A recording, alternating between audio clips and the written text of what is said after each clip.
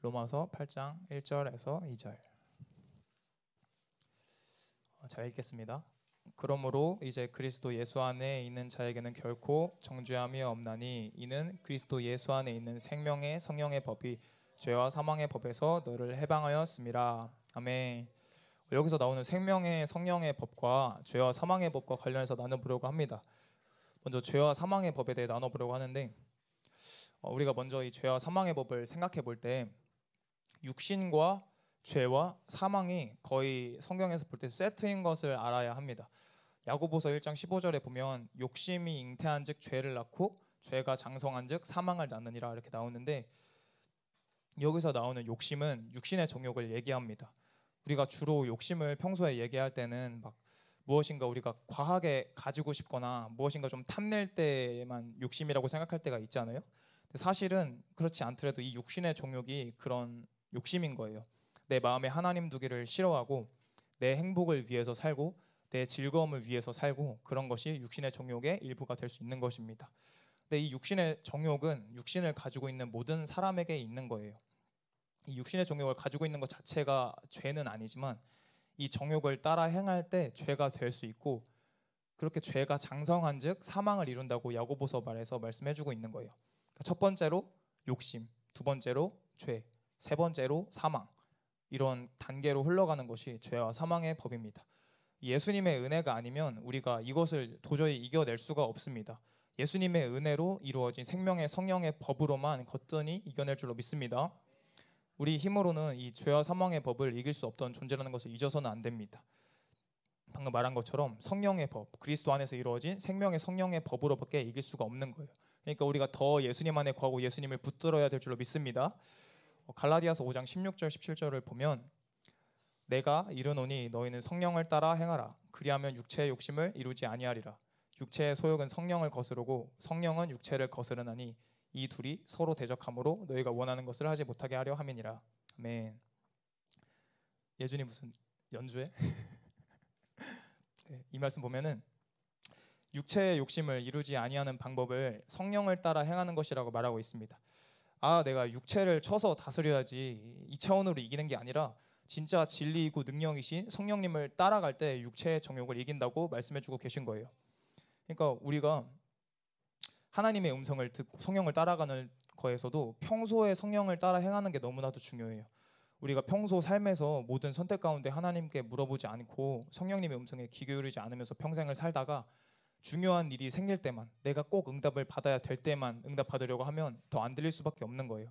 그러니까 우리는 문제가 있을 때, 또한 중요한 선택이 있을 때뿐만이 아니라 삶의 모든 발걸음을 예수님께 물어보며 나아가는 저와 여러분 되길 바랍니다. 로마서 8장 6절에 보면 육신의 생각은 사망이요 영의 생각은 생명과 평안이니라 라고 나오는데, 여기서도 보면 육신의 생각은 사망이라고 하잖아요. 죄가 장성한 즉 사망이라고 하고, 그러니까 육신과 죄와 사망은 항상 세트로 가는 거예요. 반대로 영의 생각은 생명과 평안이라고 하십니다. 우리가 성령님의 인도함을 따라갈 때 분별도 해야 되잖아요. 이게 내 욕심인가? 이게 또 좀 육신의 정욕은 아닐까? 아니면 마귀가 주는 미혹이 아닐까? 이런 생각이 드는데, 분별할 때 중요한 것 중에 하나가 이 생명과 평안이에요. 그러니까 가장 먼저는 우리가 가장 중요하게 성경에 맞는지, 이 성경의 일부에 맞는 게 아니라 성경의 전체적인 말씀과 맞는지 반드시 먼저 돌아봐야 되고, 그리고 두 번째로는 우리 심령 안에 평안함이 있는지 봐야 됩니다. 성령님은 생명과 평안으로 함께 하시기 때문에 성령님이 주시는 응답일 때는 우리가 안에 평안이 같이 와요. 두려움과 불안은 하나님이 주시는 것이 아닙니다. 그리고 정죄도 하나님이 주시는 것이 아닙니다. 우리가 죄 가운데 있을 때에도, 가늠한 여인을 예수님이 부르실 때에도 정죄하지 아니하노니 나를 따라오라 이런 식으로 말씀하시잖아요. 정죄는 예수님이 주는 게 아닐 줄로 믿습니다. 근데 우리가 치우치면 안 되는 게, 하나님께서 우리에게 주시는 건 정죄도 아니고 또한 죄도 아닙니다. 좌로나 우로나 치우치면 안 되는 것입니다. 정죄감에 속아서도 안 되고 죄의 자유이용권을 주는 것도 아닙니다. 하나님의 사랑의 능력으로, 긍휼의 능력으로 죄를 이기는 것이 하나님이 주시는 것일 줄로 믿습니다. 성경에서 보면 계속적으로 이 두 가지 법의 싸움에 대해서 나누고 있어요.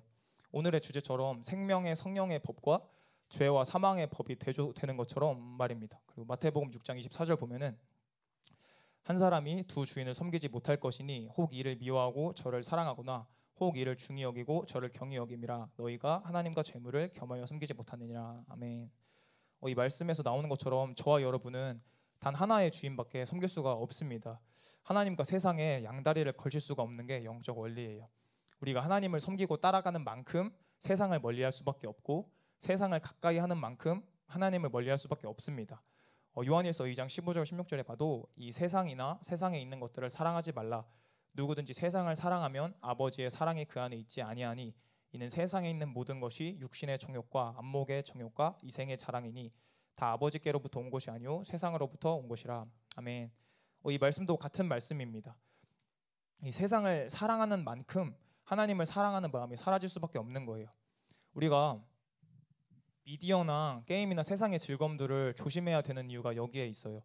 뭐 요새 월드컵이 유행이잖아요. 근데 축구를 본다고 해서 죄가 되는 것은 아니에요. 뭐 게임 한 판 한다고 해서 죄가 되는 것은 아니에요. 뭐 유튜브 조금 본다고 해서 죄가 되는 것은 아닙니다. 근데 방금 나눈 말씀처럼 세상에 있는 많은 것이 아니라 모든 것은 육신의 정욕과 안목의 정욕과 이생의 자랑이라고 써 있습니다.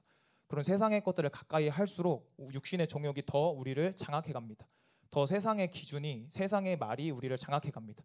그래서 하나님께서는 마귀에게 틈을 주지 말라고 말씀하셨고 적은 누룩이 온 동이에 퍼지니까 조심하라고 말씀하시는 거예요. 아까 본 야고보서 1장 15절 다시 보면 욕심이 잉태한즉 죄를 낳고 죄가 장성한즉 사망을 낳느니라라고 말씀하십니다.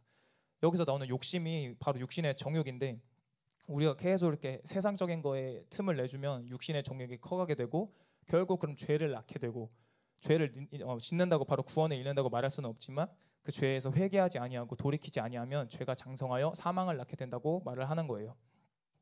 그러니까 죄가 장성하여서 사망을 낳기 전에 먼저 있는 것이 아직 죄라는 행동으로는 나오지 않은 이 육신의 정욕입니다.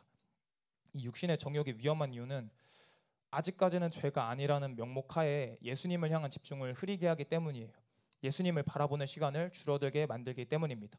예수님을 향한 전심을 흐리게 만드는 거예요. 예수님을 바라볼 때 어떻게 돼요? 그리고 예수님을 바라볼 때 바울처럼 날마다 죽게 될 줄로 믿습니다. 예수님의 십자가를 바라보며 예수님과 함께 날마다 십자가에 못 박히는 줄로 믿습니다. 우리의 육신과 정욕을 십자가에 못 박는 거예요. 우리는 예수님을 바라보며 우리 자신이 점점 죽어지고 예수님만 남아야 될 줄로 믿습니다.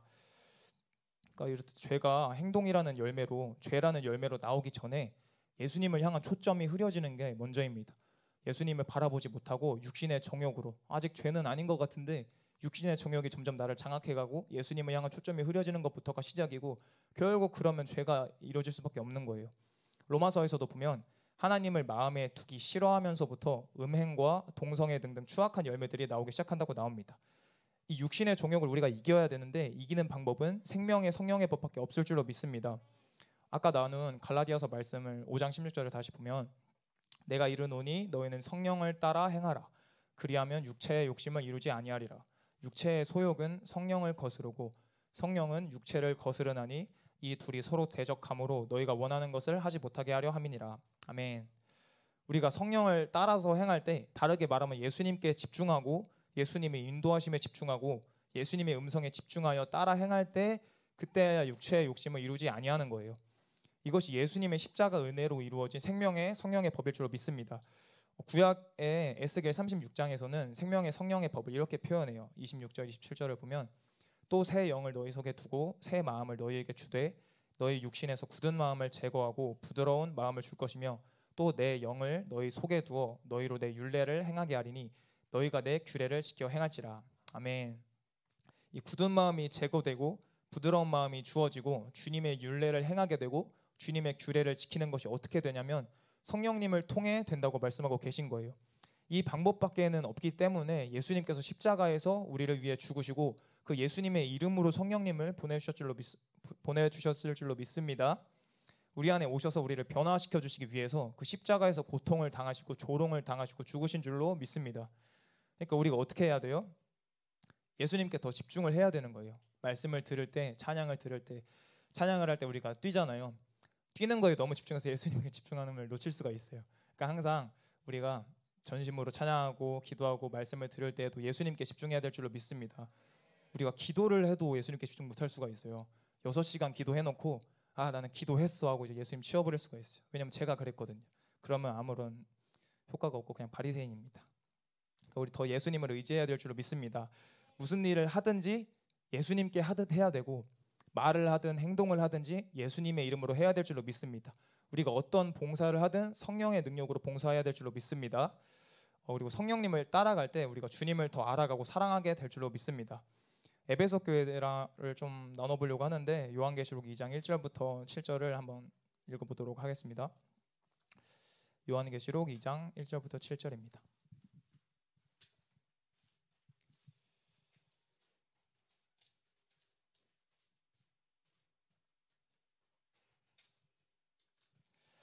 자, 읽겠습니다. 1절. 에베소 교회 사자에게 편지하라. 오른손에 있는 7표를 붙잡고 7금 촛대 사이를 거니시는 이가 이르시되 내가 네 행위와 수고와 네 인내를 알고 또 악한 자들을 용납하지 아니한 것과 자칭 사도라 하되 아닌 자들을 시험하여 그의 거짓된 것을 내가 드러낸 것과 또 내가 참고 내 이름을 위하여 견디고 게으르지 아니한 것을 아노라.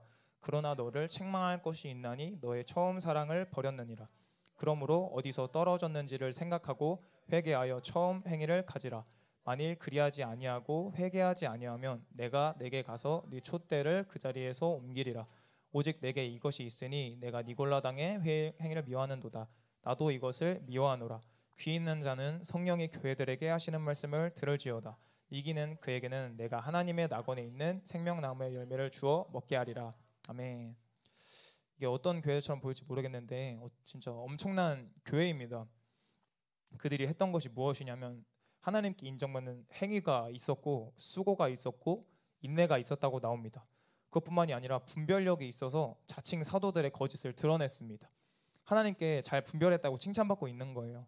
또한 그뿐만이 아니라 예수님의 이름을 위하여 견디고 게으르지 아니하였다고 나옵니다. 이 정도만 되는 것도 사실은 엄청난 것입니다. 그런데 예수님께서 말씀하시길 너의 처음 사랑을 버렸다고 책망하십니다. 저와 여러분은 이렇듯이 겉으로 드러나는 귀한 행동들 때문에 정작 주님께서 하시는 말씀을 못 듣고 있지는 않은지 돌아봐야 될 줄로 믿습니다.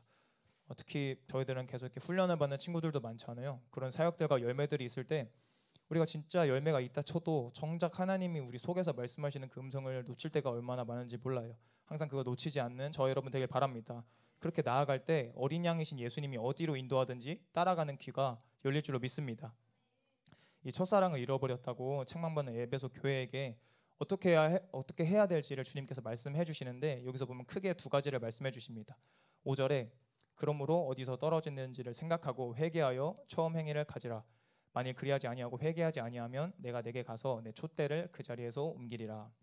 첫 번째로는 회개하고 그뿐만이 아니라 회개에 합당한 열매를 맺으라는 것이 첫 번째고, 두 번째를 보면 귀 있는 자는 성령이 교회들에게 하시는 말씀을 들을지어다. 이기는 그에게는 내가 하나님의 낙원에 있는 생명나무의 열매를 주어 먹게 하리라. 아멘. 성령님의 음성을 두 번째로 보면 듣고 따라오라고 말씀하는 거예요. 저와 여러분 삶에 성령님의 세밀한 음성을 듣는 귀가 항상 열려 있어야 될 줄로 믿습니다. 에베소 교회는 너무 탁월했어요. 너무 부지런하고 분별력이 있고 뛰어났어요. 근데 그런 귀한 열매들 때문에 성령님의 세밀한 음성을 듣지 못하는 거예요. 우리는 성령님을 무시할지 몰라도 성령님은 성경에 보면 저와 여러분을 시기하기까지 사모하신다고 말씀에 나옵니다. 이 시간 다시 한번 주님의 인도하심을 깨닫고 귀가 열리는 저와 여러분 되길 바랍니다. 귀가 무뎌져서 성령님의 인도에 둔감한 것 같은 분들도 걱정할 것이 없습니다. 신앙생활은 절대로 걱정으로 하는 게 아니에요. 정죄로 하는 게 아닙니다. 담대함으로 하는 것일 줄로 믿습니다. 우리가 할 것은 걱정이 아니에요. 이 방향성을 알고 하나님 앞에 부르짖는 거예요. 간구하는 거예요. 시편 135편 18절에 보면 예전에 거 그만 긁어. 여호와께서는 자기에게 간구하는 모든 자, 곧 진실하게 간구하는 모든 자에게 가까이 하시는도다. 아멘. 여기 말씀처럼 하나님께 믿음으로 간구할 때 귀를 열어주실 줄로 믿습니다. 성령님의 음성에 더 예민해지려면 마음이 녹아져야 되는데 성경에 보면 이 마음과 입이 많이 연결되어 나오는 것을 볼 수 있습니다. 우리가 가끔 그런 고민이 있지 않아요? 내 마음은 너무 굳은 것 같아. 내 마음은 안 녹아져. 이런 고민이 있을 때가 있잖아요. 그런 분들은 하나님께 부르짖을 때 마음에 녹아지게 될 줄로 믿습니다. 근데 이건 누가 대신해 줄 수가 없어요. 우리가 예배 자리에 있기만 한다고 되는 게 아니고 스스로가 하나님께 나아가야 돼요. 근데 또한 우리가 믿음으로 하나님께 도움을 구하면 주님이 거뜬히 도와줄 줄로 믿습니다. 예수님의 이름을, 예수님의 보혈을 의지하여 나아가면 무조건 될 수밖에 없는 거예요. 주님은 항상 우리를 사랑한다고 말씀하고 계세요. 우리가 듣든 듣지 못하든 하나님께서는 우리를 사랑한다고 말씀하고 계십니다. 우리의 삶에 더 깊숙이 관여하기를 원하십니다. 우리가 주님의 음성에 더 귀를 기울이고 더 듣기 시작할 때 우리가 반대로 사람들의 평가와 사람들의 음성에 타격을 받지 않게 되는 거예요. 그러니까 주변 사람들이 막 나를 못생겼다고 하면 뭐 어때? 하나님께서 이쁘게 봐주시는데. 사람들이 나를 안 좋아하면 뭐 어때? 예수님께서 목숨 바쳐서 나를 사랑해 주시고 예수님께서 지금도 나를 사랑해 주시는데. 그러니까 여러분을 주님이 한 분 한 분을 사랑하시는 것을 잊지 마시길 바랍니다. 더 깊이 주님의 음성을 듣는 저와 여러분 되길 바랍니다. 어떻게 하면, 특히 사춘기 때는 더 많이 그랬는데 어떻게 하면 잘 나갈까? 어떻게 하면 사람들에게 인기가 많아질까? 이런 고민들을 많이 하게 되잖아요. 근데 이런 고민들이 있으면 성령님의 세밀한 음성을 듣지 못하게 됩니다. 이게 다 뭐예요? 이생의 자랑이에요. 이런 이생의 자랑을 어떻게 이겨요? 어떻게 이길 것 같아요, 주님? 맞아요. 이생의 자랑을 이기려면 주님의 음성을 듣는 방법밖에 없어요. 예수님께서 우리를 사랑하신다고 말하는 걸 못 들으면 우리는 반드시 누군가에게 사랑의 메시지를 들어야 되는데 예수님한테 못 들으면 무조건 사람한테 받아야 되는 거예요. 그렇기 때문에 사람한테 어떻게 잘 보일까? 어떻게 하면 친구들한테 인기가 많아서 친구들한테 사랑을 받을까? 어떻게 하면 주변 사람들한테 인정을 받을까? 반드시 그렇게 되는 거예요. 우리가 먼저 예수님 앞에 예수님의 음성을 듣고 사랑과 존중의 음성을 들으는 저 여러분들에게 바랍니다. 말한 것처럼 성령을 따라 행하고 성령의 음성을 듣는 게 이 이생의 사랑을 이기는 방법이에요. 성령이 교회들에게 하는 음성을 들어야 되는 거예요. 막 세상에 아이돌 보면 뭐 잘생기고 이쁘면 다 잘 될 것 같잖아요. 근데 그거 다 헛것이고 세월이 지나면 아무것도 아닙니다. 그런 것에 속지 마시길 바랍니다. 예수님의 사랑에 집중하는, 교제에 집중하는 저와 여러분 되길 바랍니다. 우리가 믿음으로 간절히 기도하는 것과 또한 성령님의 세밀한 음성에 귀 기울이는 것이 같이 가야 돼요. 이거 정말 실수할 수가 있는 부분인 것 같아요. 정말 하나님 앞에 간절히 나아가야 되는데 진짜 한두 시간, 세네 시간을 간절히 나아가 놓고 하나님의 세밀한 음성을 안 들을 수가 있어요. 어쩔 때는 세밀한 음성에 집중하느라고 간구하지 않고 약간 매가리 없이 갈 때가 있어요. 둘 다 포기하지 않는 저 여러분 되길 바랍니다. 믿음으로 간절히 나아가고 또 주님의 음성에 귀 기울이며 나아갈 때 성령님께서 실제적인 행동들을 가르쳐 주실 줄로 믿습니다. 회개해야 할 죄악들을 깨닫게 해주실 거예요. 내려놔야 될 자아와 잘못된 생각들을 알려주실 줄로 믿습니다. 또한 생명과 평안, 영의 생각은 생명과 평안이잖아요. 주님의 평안과 사랑에 더 집중할 수 있게 될 줄로 믿습니다. 그렇게 나아가는 저와 여러분 되길 바랍니다.